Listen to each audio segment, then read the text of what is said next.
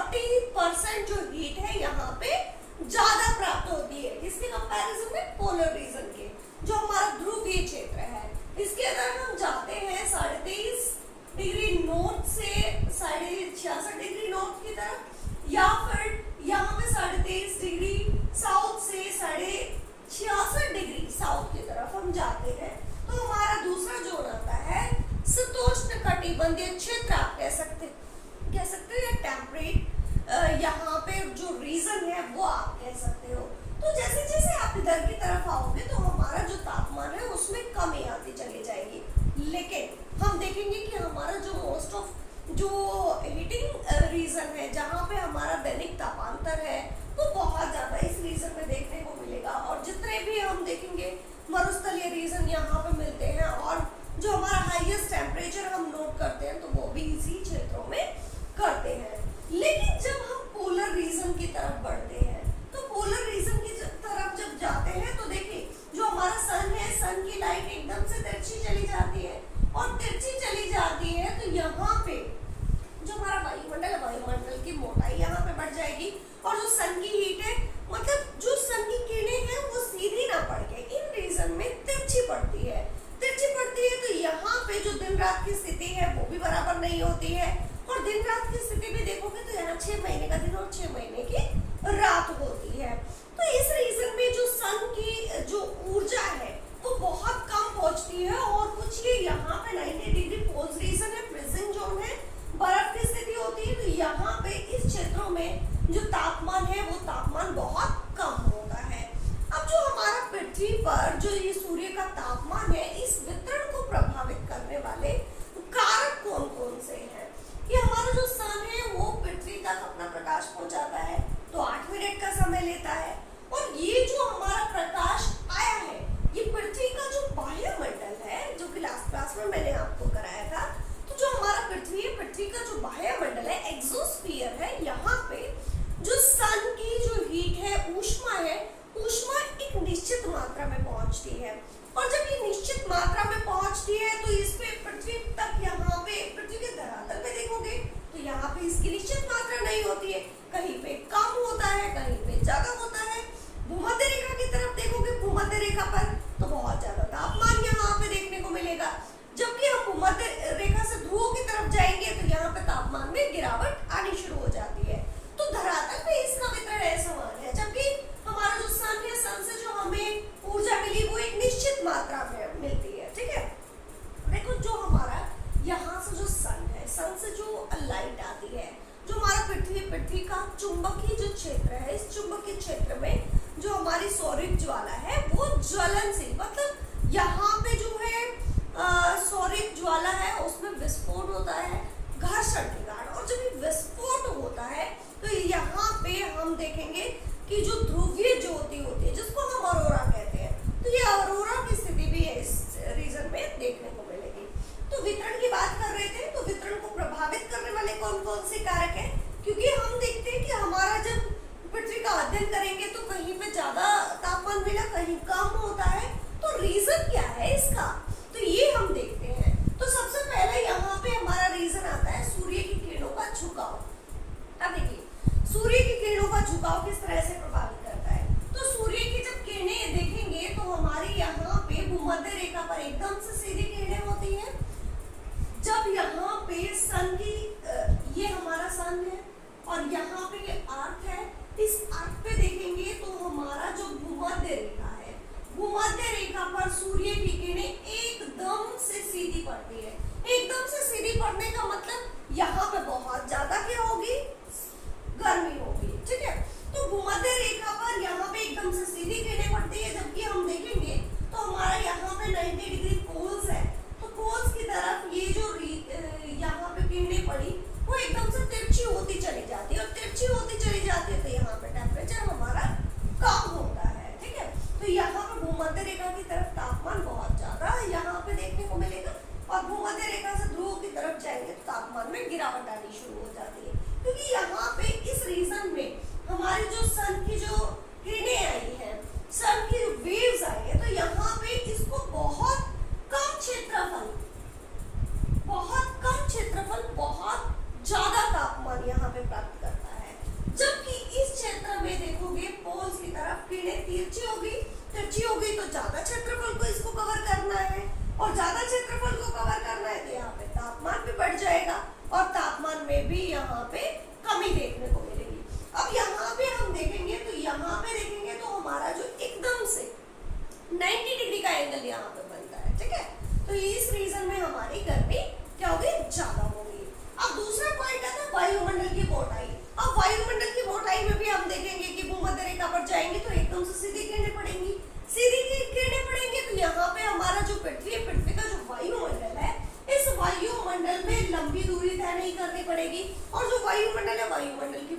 कम रहेगी क्योंकि एकदम से सीधी किरणें पड़ रही है। तो यहाँ पे भी जो हमारा तापमान है, तापमान में वृद्धि रहेगी। जबकि यहाँ से जब हम देखते हैं पोल की तरफ जाते हैं, भूमध्य रेखा से ध्रुवों की तरफ जब जाते हैं तो हमारा जो वायुमंडल है, इस वायुमंडल में जो हमारी सन की किरणें हैं उनको लंबी दूरी तय करनी पड़ेगी, क्योंकि जो हमारा वायुमंडल है, वायुमंडल की मोटाई भी तो बढ़ जाती है ना। तो ये मोटाई जब बढ़ जाती है तो लंबी दूरी तय करनी पड़ेगी, और जब लंबी दूरी तय करनी पड़ेगी तो सूर्य ताप में ह्रास होता रहेगा। तो यहाँ पे सूर्य ताप में ह्रास हो जाता है, सूर्य की जो ऊर्जा है उसमें कमी आ जाती है, ठीक है, क्योंकि हमारा जो वायुमंडल है उस वायुमंडल में बहुत सारे, अगर देखेंगे, जलवाष्प विद्यमान है, धूलकण विद्यमान है, मेघों की स्थिति होती है। तो यहाँ पे बहुत सी ऐसी चीजें हैं जो तापमान ह्रास का रीजन बनती है, ठीक है, तापमान ह्रास इनके कारण होता है। तो जिसके कारण भी हमारा जो पृथ्वी के धरातल पर जो तापमान है, सूर्य से प्राप्त जो तापमान है उसमें गिरावट आती है या वृद्धि होती है। इसके बाद देखिए हमारा तीसरा पॉइंट आता है दिन की अवधि। अब दिन की अवधि हम देखते हैं कि जो हमारा दिन होता है, अगर भूमध्य रेखा के ऊपर देखेंगे तो भूमध्य रेखा पर जो हमारा सन है वो 2 बार भूमध्य रेखा पर इसकी स्थिति देखने को मिलेगी। 2 बार कब होता है? एक तो होता है हमारा 21 मार्च, और दूसरा देखोगे तो यहाँ पे 23 सितंबर।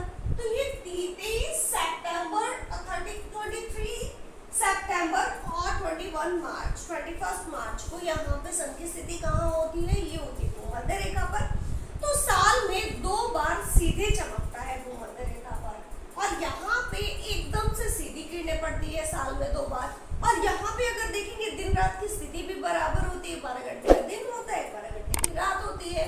मतलब यहाँ पे आप देखोगे तो सन की जो यहाँ हीट आया, सन की जो ऊर्जा इस रीजन में आती है तो वो बराबर आती है, 12 घंटे का दिन रहता है, 12 घंटे की रात रहती है। जबकि अगर हम इस रीजन में जाएंगे 23.5 में सन की स्थिति एक बार होती है, साल में एक बार चमकता है। एक बार भी कब? यहाँ पे 22 दिसंबर को, जो हमारी मकर रेखा है। अगर हम देखते हैं उत्तर में कर्क रेखा पर यहाँ पे 21 जून को सन की स्थिति होती है, तो यहाँ पे केवल एक बार चमकता है। तो यहाँ पे भी जो हमारा सन है वो साल में एक बार रहता है। जबकि हम पोल्स की तरफ देखेंगे तो यहाँ ध्रुव पर जो सन है, यहाँ पे देखिए, अगर दिन की अवधि को देखोगे तो दिन की अवधि को हम यहाँ पे देखेंगे तो यहाँ 6 महीने का दिन और 6 महीने की रात होती है, लेकिन सूर्य की किरणें एकदम पीछे होती है, तिरछी पड़ती है। और ये पोलर रीजन है, फ्रिज जोन है, यहाँ पे बर्फ जो है वो जमा रहती है, और बर्फ जमा रहती है तो सन की जो रोशनी यहाँ पे आती है उसको रिफ्लेक्ट कर देती है, ठीक है। तो ये रीजन क्या होगा? यहाँ पे जो है कम जो ऊष्मा है वो प्राप्त होती है, जबकि भूमध्य रेखा और यहाँ पे कर्क रेखा और मकर रेखा के बीच में जो है बहुत ज्यादा यहाँ पे जो हमारी ऊर्जा है उसका प्राप्त करती है हमारी पृथ्वी, ठीक है। अब देखिए सूर्य कलंक। अब सूर्य कलंक किस प्रकार से प्रभावित करते हैं? तो देखिए जो हमारे सूर्य कलंक है, वैसे तो ये शीतल क्षेत्र होते हैं, लेकिन यहाँ पे सूर्य कलंक जो है, सूर्य कलंक की मात्रा भी हमारी जो है सूर्य ताप की मात्रा को प्रभावित करती है। किस प्रकार से करती है? तो हमारा जो सन है, सन में जब सूर्य कलंकों की मात्रा जो है वो बढ़ जाती है तो सूर्य ताप में वृद्धि होती है, जबकि इनकी मात्रा घटने पर सूर्य ताप में कमी आती जाती है। और ये जो चक्र है, सूर्य जो ताप है इसका, सूर्य कलंक का जो चक्र है वो बनने और बिगड़ने में 11 वर्ष का समय लगता है। तो ये भी ध्यान रखना कि सूर्य कलंक की मात्रा में जब वृद्धि होती है तो सूर्य ताप में वृद्धि होती है, और जब सूर्य कलंक की मात्रा में कमी आती है तो यहाँ पे जो सूर्य ताप है उसमें भी कमी आती है, ठीक है। अब नेक्स्ट पॉइंट हमारा आता है पृथ्वी व सूर्य की दूरी। अब पृथ्वी व सूर्य की दूरी भी किस प्रकार से प्रभावित करती है? अब देखो जो हमारा सन है, सन और पृथ्वी, यहाँ पे आप अपसौर उपसौर देख सकते हो। जब सन और पृथ्वी के बीच की दूरी, ये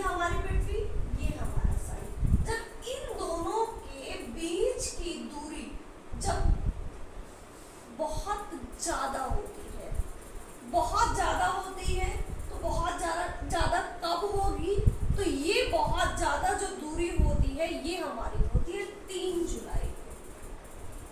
3 जुलाई को, अब ये 3 जुलाई को जो हमारी दूरी सर्वाधिक होती है, तो 3 जुलाई को क्या होना चाहिए? सर्वाधिक दूरी है, ठीक है ना।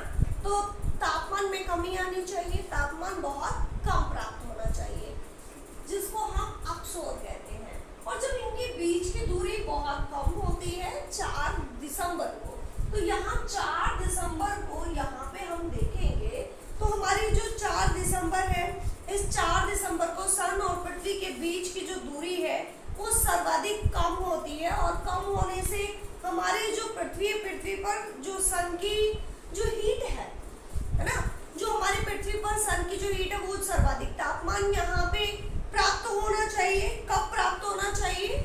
यहाँ पे दिसंबर में। लेकिन यहाँ पे अगर आप देखोगे तो सूर्य ताप जो है वो बहुत ज्यादा यहाँ पे प्राप्त होना चाहिए, तो गर्मी बहुत होनी चाहिए, है ना, क्योंकि बहुत ज्यादा तापमान यहाँ पे हमारी जो पृथ्वी है वो प्राप्त कर रही है। जबकि जुलाई के मंथ में यहाँ पे आप देखोगे तो सन और पृथ्वी के बीच की जो दूरी है वो बहुत ज्यादा है, और जब ये पृथ्वी और सन के बीच की दूरी ज्यादा है तो यहाँ पे क्या होना चाहिए? यहाँ पे जो तापमान है उस तापमान में कमी आनी चाहिए। लेकिन इस समय पे हमारे यहाँ पे तो बहुत ज्यादा हीट होती है, बहुत ज्यादा गर्मी होती है। ये क्यों होती है? क्योंकि इस समय हमारे यहाँ ग्रीष्म काल होता है, और जब ये ग्रीष्म काल होता है तो यहाँ पे आप देखेंगे कि जो ग्रीष्म काल होता है, सो यहाँ पे जो हमारी 4 जुलाई आएगी और 3 जनवरी को हमारे यहाँ पे कैसी स्थिति होती है? तो 3 जनवरी को हम देखेंगे उपसौर की स्थिति होती है, उपसौर, और यहाँ पे अपसौर की स्थिति होती है, ठीक है। अब 4 जुलाई को हमारा जो सन और पृथ्वी है इसके बीच की जो दूरी है वो सर्वाधिक होती है, और 3 जनवरी को इनकी जो सन और पृथ्वी के बीच की दूरी होती है वो बहुत कम होती है, जिसको अपसौर कहते हैं। तो यहाँ 3 जनवरी को दूरी कम होते हुए भी बहुत कम यहाँ पे हीट होती, बहुत यहाँ पे हमारे यहाँ सर्दी देखने को मिलेगी, क्योंकि इस समय पे हमारे यहाँ जो है वो क्या होता है, यहाँ पे शीतकाल शुरू होता है, क्योंकि जो सन है, सन की पोजीशन जो है वो मकर रेखा पर होती है, और मकर रेखा पर होने के कारण यहाँ पे हमारा जो नॉर्दर्न साइड है, जो कर्क रेखा है, इस कर्क रेखा पर यहाँ पे सर्दी का सीजन शुरू हो जाता है, ठीक है।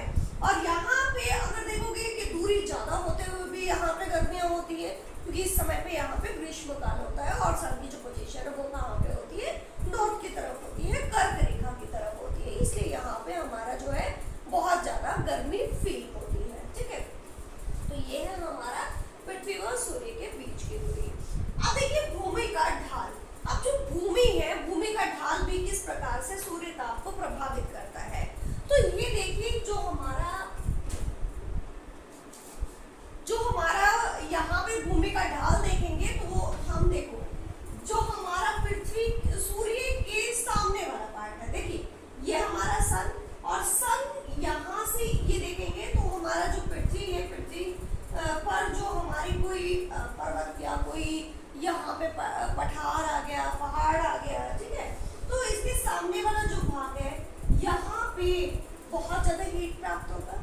जबकि इसके विपरीत स्थिति में देखेंगे तो विपरीत स्थिति में जाएंगे तो यहाँ पे सन की किरणें पहुंच ही नहीं रही है, तो यहाँ पर तापमान कैसा होगा? यहाँ पे तापमान कम होगा। सूर्य के सामने वाला भाग जो है वहां पे तापमान ज्यादा प्राप्त करता है पृथ्वी का धरातल, जबकि विपरीत स्थिति में देखेंगे तो यहाँ पे सन की जो किरणें है वो तिरछी हो जाती है, और इस रीजन में पहुंच भी नहीं पाती है। तो ये भी एक रीजन है इस पृथ्वी पर सूर्य ताप के वितरण को जो प्रभावित करता है। नेक्स्ट आता है भूमि का स्वभाव। अब ये भूमि का स्वभाव क्या है?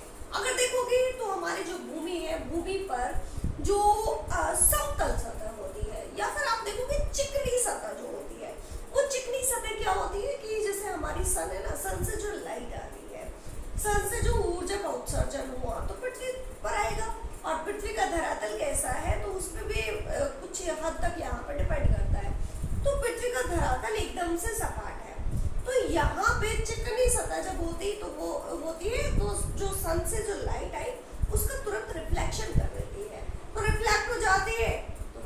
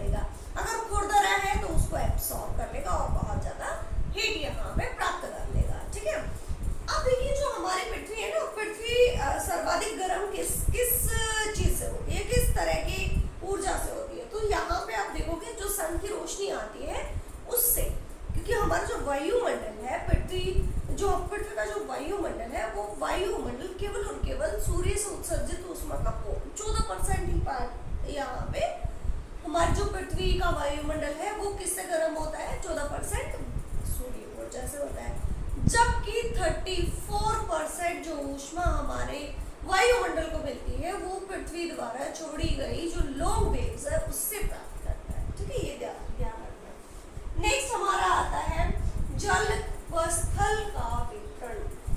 ये जल और स्थल का वितरण भी बहुत ज्यादा इम्पोर्टेंट रोल प्ले करता है।